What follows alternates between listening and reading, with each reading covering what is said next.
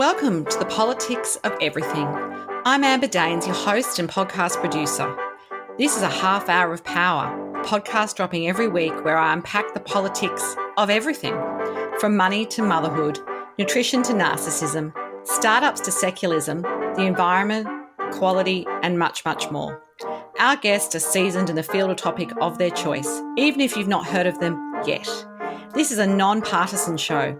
So while I love exploring varied views and get a buzz from a healthy debate of ideas, this is not a purely blue, white, green program. Please subscribe, tune in and enjoy the politics of everything. Presenting is something we all need to do at some stage of our lives, perhaps through our own wedding speech or making a board presentation, hosting a webinar or doing an investor pitch. As a former TV reporter turned professional presenter and communications coach, this is in my wheelhouse. But for so many people, it becomes something they have to master, and sometimes they find it hard to manage that all-important preparation and delivery. While I have my own presentation style, I'm always keen to find out how others present and how they manage their style of presentation, whether that be in person or online. Enter communications specialist Monica Lunin, and she's the founder and co-director of consultancy Mojologic, where she works with the best to make meaningful change for their clients. She's also the author of a new book, What She Said, which explores 40 inspiring speeches from women throughout history, delving into how and why they were so impactful in creating positive change and how we can apply these lessons to the workplace. Her fascination with communication can be traced back to school and university, where she was an avid debater and public speaker. Her academic pursuits in political science and international relations gave way to a career in business, and the power of persuasion has always permeated her view of the world.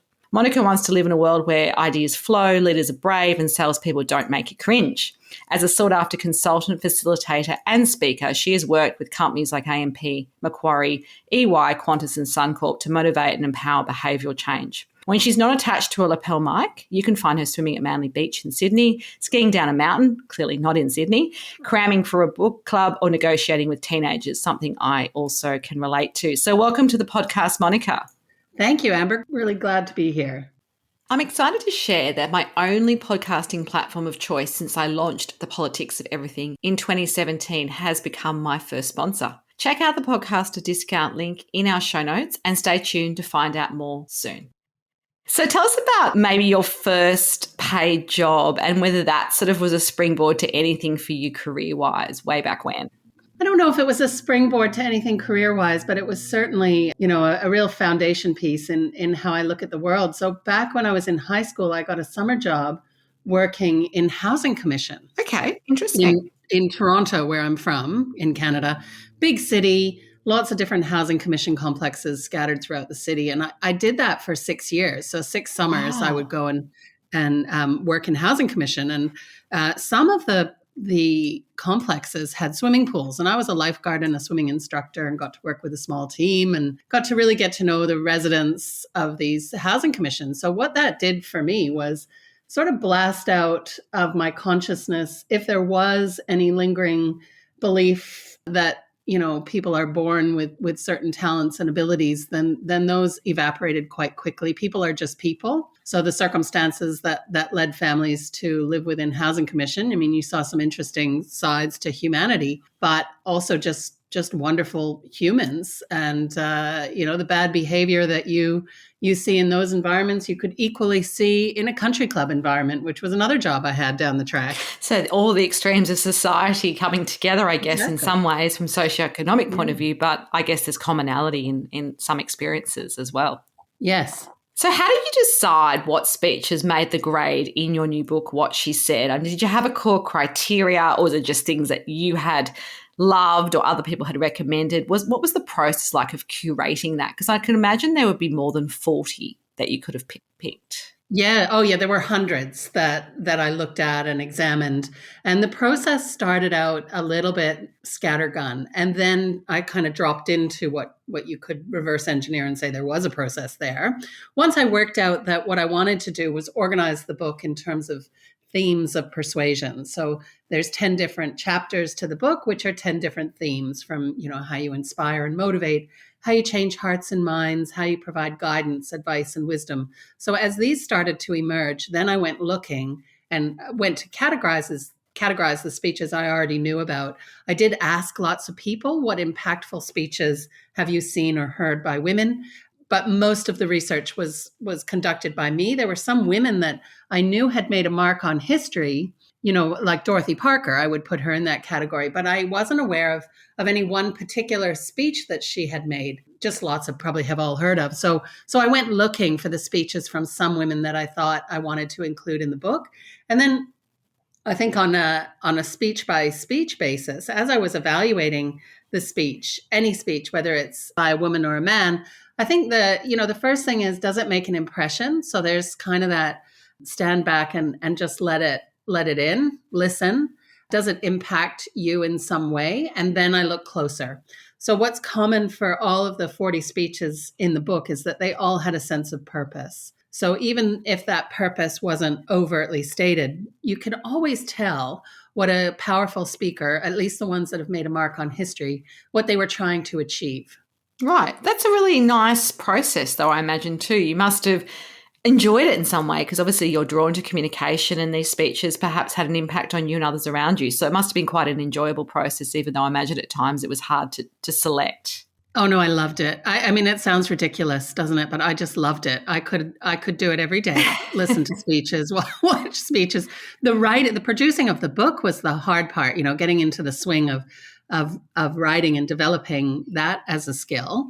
That was kind of new for me, because it's not just an anthology. There's a lot of analysis in this book. There's lessons from each of the speeches. And I wanted that to be written in a way that was approachable for everybody, that wasn't kind of dense academically written and wasn't sort of obtuse business writing, if you know what I mean. Absolutely. The sweet spot. Yeah. But the process of discovering the speeches, that was just pure joy for me. So impact is a key feature of being a presenter, and we often talk about that when we're preparing, say, clients with what I do, or when I'm actually thinking about speaking. Speeches demand a sense of performance as well, and poise to create that impact. What would be your top advice for anyone wanting to master a speech, from that initial idea, that seed of an idea, to the actual writing, to the delivery? How do you create that impact? Mm-hmm. So I think the reason why people come on presentation skills training courses rather than just get the information out of a book or from a general source is that it becomes quite personal, because actually the process is different for everybody depending on, how you think, your attitude towards public speaking. So I know you say, Amber, that this is a skill that's in your wheelhouse, but for many it's terrifying. And for most people in between the two, it's something that is often resisted. So I'm about to give some general advice with that giant caveat that, the way that you should approach it should be tailored to, your attitude towards public speaking and how you already know that you come across. So raise your self-awareness. Given all of that, a great place to start is to determine what's possible in the time that you have available. So wouldn't it be great if we could all take a month to prepare a meaningful speech and ponder, think about what the difference is that we want to make, what the delta is, go away and think about some creative ideas, craft, rehearse, re-rehearse, prepare, and stand up and deliver as though it was off the cuff. I mean, that's the gold standard. But the reality is, especially in our working worlds, is that is not usually possible. We're often called upon, sometimes with a week, maybe a day, maybe 24 hours, or in the worst case scenario, perhaps 10 minutes or less to stand up and Excellent. Yeah. And how I said sometimes people classify public speaking as one of their biggest fears. Oh, yeah, absolutely. Yeah. And often I find in my work that tracks back to some incident. Oh, like standing up in and forgetting like your speech in the school debating kind of club, exactly. Yeah. Or your boss throws you in the deep end in what they think is, a low risk environment, but you just character building. Did you say that happened to you? No, I'm just thinking, and I think it's character building. Sometimes people just go, well, if you want to be, get good at your job, here you go. And don't give you the tools, don't give you that. I think a lot of it's mental. That's my experience anyway. It's being in the mindset, it's feeling calm, it's being in your body, all those kind of things which feel to some people a bit woo-woo, but I think it's so important. I mean, you literally can't be running from a meeting and checking your phone for emails and then get on stage and expect to deliver an amazing performance. You cannot. That's exactly right. And it doesn't take long. It's not like you need to clear an hour to do some deep Zen meditation. It's not that at all. But you do need to get yourself in the mindset before you take the stage that, you project yourself into the future. Imagine you've delivered the best speech of your life. Take a few deep breaths, center yourself. I often give the advice, even if you have very limited time and you're not into rehearsing your speech, just rehearse your opening so that at least you can sort of launch yourself into the right start. And then a speech that starts well typically ends well, as long as you've done some preparation or have some sort of structure. So getting yourself into that mode is critical, not just for the big podium speeches, but I would say even when you're going to chair a meeting or participate in a discussion, any kind of discussion forum, you should remove any potential distractions from your way. So you're right. You shouldn't be checking your phone, thinking about your last meeting, because that's on your mind. And I think that's actually doing your audience a disservice. You're there to provide them with something. So if you're going to take up, let's say 10, 20 minutes of somebody's time, or even an hour, some long form presentations take quite some time. If you're going to take up people's time, you need to be absolutely clear on what you want them to do with the information you're giving them. What do you want people to think, feel, or do? And if you're not clear way back when you were planning your presentation, then there's a lot more work to do. So often in business, people come out of presentations, when they're in the audience and they think, I'm not sure why I was listening to that. I don't know. What was in it for me? Yeah. What was in it for me? So I think that in those instances, the presenter has failed in their communication responsibilities. Yeah, absolutely. So what are your preferred presentation tools when you get ready to present? And do you have any special way that you get yourself ready that you'd like to share with us? And I'm only thinking of that because I remember years ago seeing Barack Obama, the former US president, actually raps before he used to give the State of Union address. That just got him in the zone and got his vocal cords ready, and I guess it relaxed his body. So are there any things that you do? That's so interesting. I hadn't heard that, but when you think about Barack Obama's speech style, it's very rhythmic. Absolutely. So perhaps the rapping kind of got him started in the right direction. Look, I do try and take my own medicine, so I rarely have time to rehearse a speech end to end. I mean, for the big ones, for the keynotes, I absolutely do that, and I try to get it to the point where I can deliver it so that it sounds unrehearsed. As I said, that's the gold standard. But in many instances, especially in longer form, facilitation environments, I do rehearse my opening. So I know what the first couple of minutes are going to be. And then that allows me to settle in to the room. Because I'm not thinking about what to say, I can connect with the people.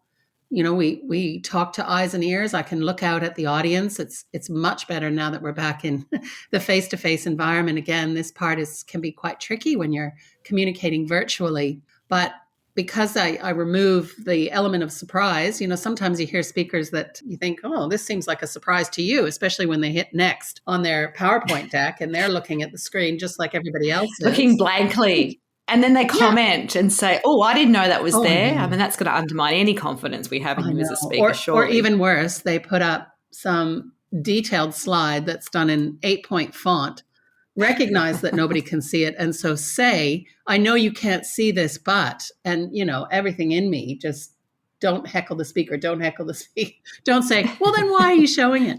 So, you mentioned tools and what tools are useful. Now, there's no doubt that PowerPoint or slide tools of any sort are helpful. It can be really, really useful to have visual support to enhance your presentation, but they should not be your presentation.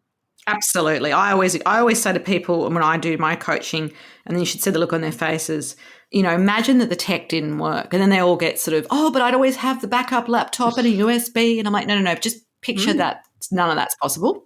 Could you give your talk? And if your talk is reliant on the PowerPoint solely, then you're not actually presenting. You're giving me something you probably could have emailed around as a PDF. Yeah, and we can all read, so I'd rather get the hour back in my day sort of thing. Yeah. Yeah, you're absolutely right. So, if there's one thing that people should stop doing, it's stop opening PowerPoint as your first step when you're planning to deliver a presentation or a speech. Just stop it.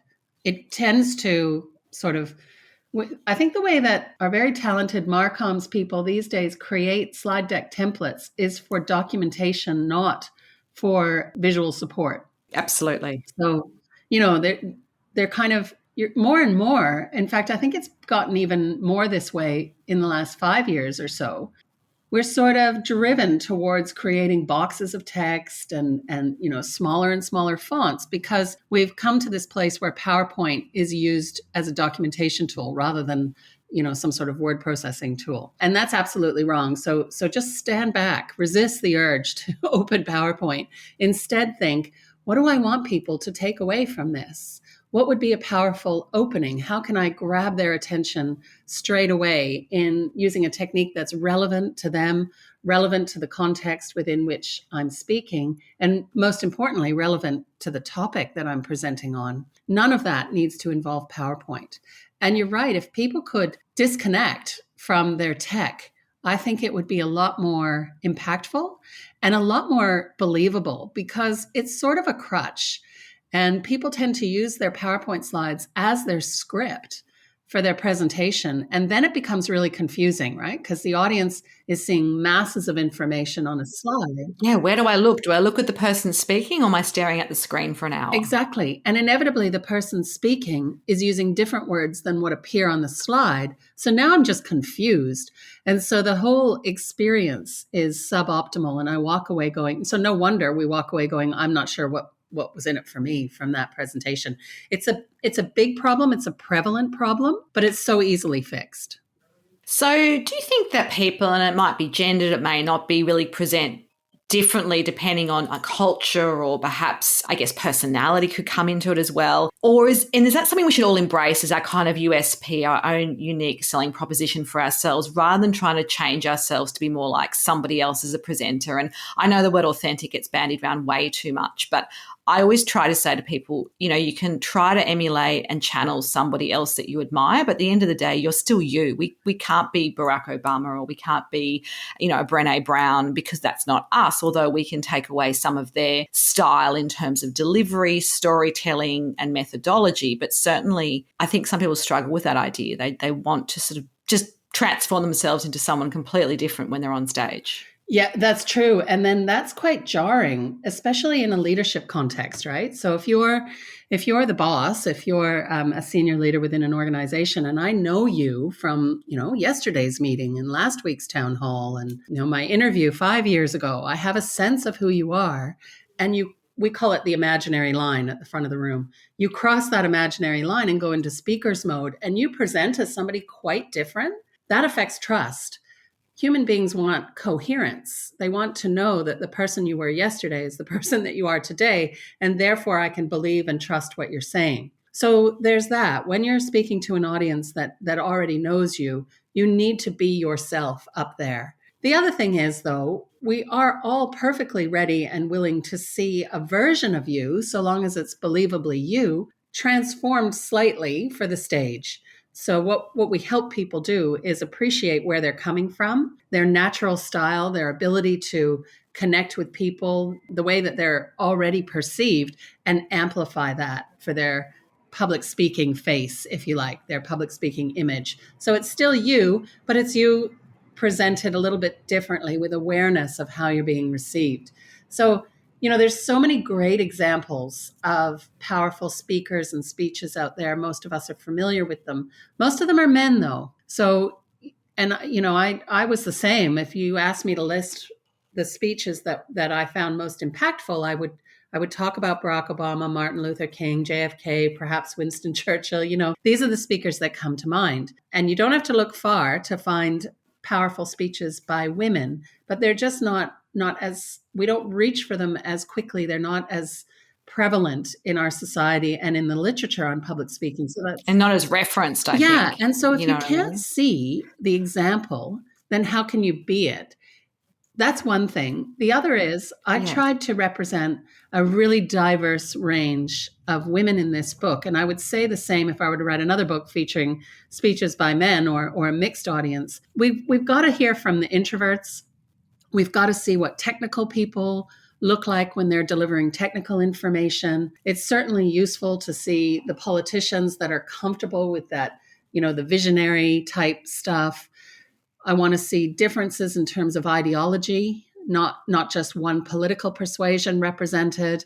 And whilst that might annoy some people, I think it's really critical because we could quite easily fall into this trap of thinking, oh, well, public speaking or communication, it's really only for those sort of people. And that's not right. Extroverts, for example. Exactly. Yeah. Audiences matter so much when we present. And one of the things I always get my clients to think about is before you put pen to paper, before you even think of an idea, who are you really talking to? And obviously we need to prepare speeches or messages or even board presentations or meeting notes that we can allow us to win that audience over no matter who they are. I tend to create quadrants that allow my audience, I guess, to think about my audience in a quadrant and then think about how I might mirror them. So if you're action orientated, what do I need to say with action words or do to actually demonstrate that? Process orientated people, traditionally that might be your accountants and finance people. I'm being very stereotypical, I know, or tech people. People orientated, so your extroverts or your natural public speakers, your leaders, your teachers, your leadership teams and CEOs, and idea orientated people. So they might be more your academics and researchers as well. Do you have a way in which you kind of think about audiences that might be different to that? Yeah, almost exactly the same, Amber.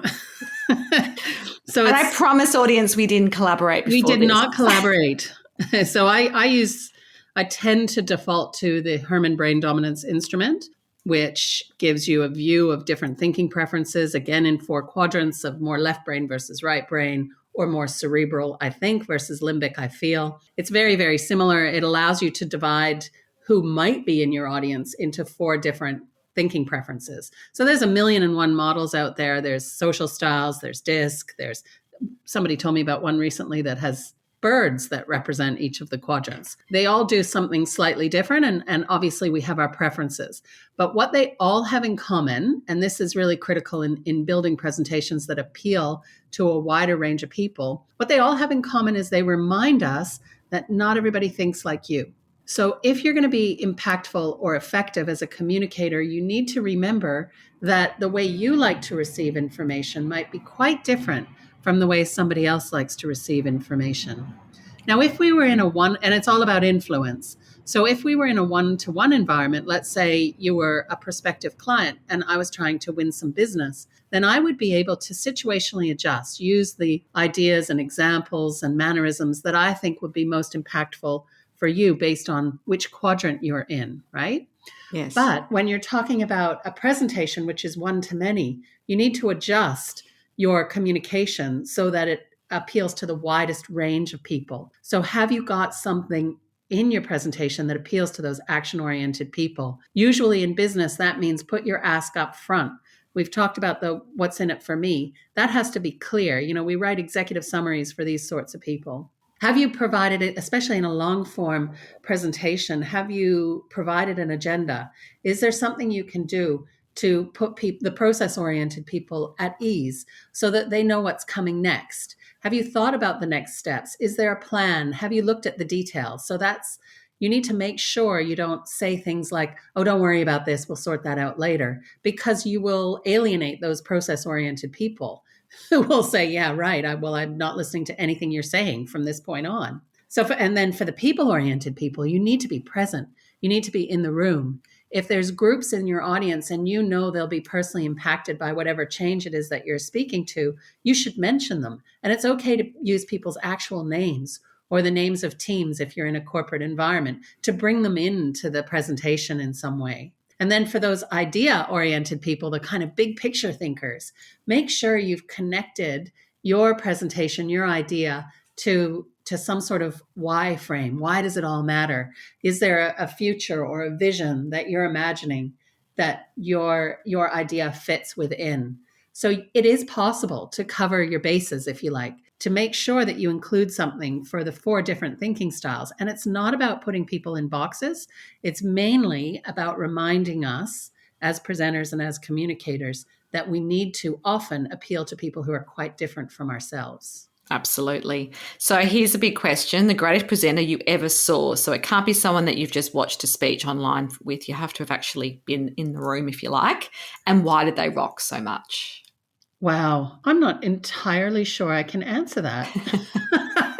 Do you know who? What, do you know what can I diffuse it by saying one of the greatest? Then? Yeah, because I could come up with a list of 10 because this is, this is what I do, watch speeches. But I'm going to go back in time to a philosophy professor I had at university back in second year. So that I'm pretty old. So that's a long, long time ago. And I still remember what he did and what he said. So he was delivering some pretty heavy content.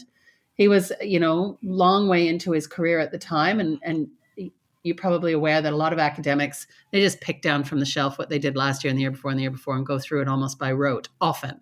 But this guy didn't pick up a piece of paper, and he was delivering, in this case, it was a lecture on existentialist philosophy. And he started with a question, and he walked, through the auditorium or the lecture theater that we were in. He engaged with people. He asked real questions. When he spoke from a place of authority, for sure, but also authenticity. I could feel his passion for this subject, which previous to this lecture, I knew nothing about.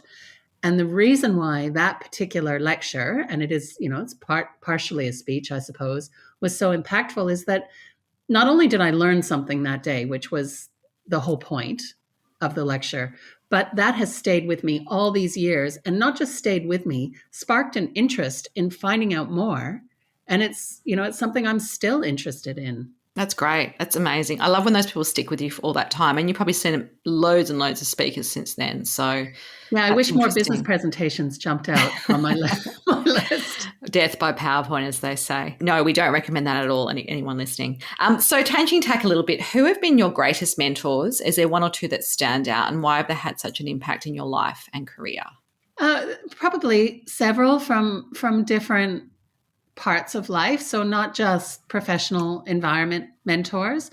I'd say, in terms of the way I think and remind myself to think differently than maybe my natural mode, I have to say my dad is one of the biggest influences in my life. I grew up in a household where you couldn't just make a proposition or a claim at the dinner table without the appropriate amount of evidence to back it up. Absolutely. Well, that helps, I guess, get you ready. That's just how it was. So, I studied liberal arts, but he was a chemical engineer. Yeah, right. And a highly critical thinker. And it just reminded me always to ensure that I didn't get swept away on an idea that was interesting, but always to bring it back to analysis and really, I think, helped me from a very young age introduce some rigor to the way that I think and communicate. So that would be one. I had a boss once when I first, early on in my financial services experience, who said to me, I think on my first day in this job, he said, I don't know what you're going to do to, I had a particular challenge in front of me to set up this business unit and make it work. But that's what you're here for. I'm here to support you and get rid of any barriers. Off you go. Don't break the law. And, in this milieu of people that were guilty of maybe not micromanaging, but occasionally micromanaging, it was just so refreshing to have, the default position for this particular person was trust. So I've hired you, I've made the call, off you go. And I found that incredibly liberating and inspiring. Yeah, absolutely. If we spoke again in a year, what would be the number one thing you would have hoped to have changed or improved in your business and career, and why? Well, that's a good question. I hope that this book is number one bestseller. I've had two guests in a row say that who've had books, so I guess that's probably the thing hanging right in front of you right now. Oh, my husband is so fed up with me because every day I kind of live and die by, am I on number one Amazon bestseller today? So I was yesterday, and today I'm not in my subcatery. Maybe I will be tomorrow. You're still fabulous. Don't worry, Monica. My ego is tied to that, and I never thought I'd be that person. But it's funny. Creating something and then dumping it on the universe, and you hope people pick it up and like it, and you do what you can to promote it, and then you just sit there with your fingers crossed waiting for judgment. so I really do hope that the women and the speeches that are featured in this book and the lessons that have been extracted make a difference for some people who feel that public speaking or even just presentation is not for them, because that is not true. It's never true. There's only a tiny percentage of the population that have a phobia. Most of us just have resistance. So when people say, I'm no good at this, that's a self-limiting belief that, we can smash in an afternoon. So I Absolutely. really hope that I get to work with more people to change that mindset, enable people to take their ideas out into the world, because we need more of them. We need more diverse voices. We need better quality debate, not just in politics, in business as well. We need people putting their case forward and listening to other people. Final takeaway message for us on the politics of presentation styles. You have to find your own style. I think that's really at the heart of all of this.